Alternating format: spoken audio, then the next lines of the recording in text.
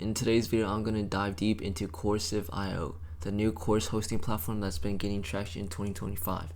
If you're a coach, educator, or digital creator wondering whether Coursiv is worth using, this video is for you.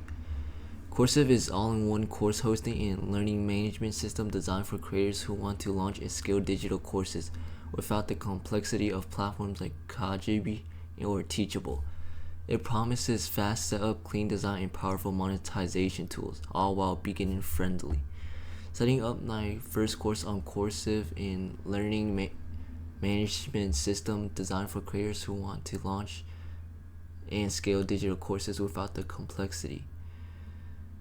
Setting up my first course on Coursiv was surprisingly smooth. The user interface is modern and clutter-free, and uploading content, whether it's video lessons, PDFs, or quiz, was seamless. You get drip content options, a built-in email system, and analytics right out of the box. They've recently added community and coaching tools, which makes it feel more complete.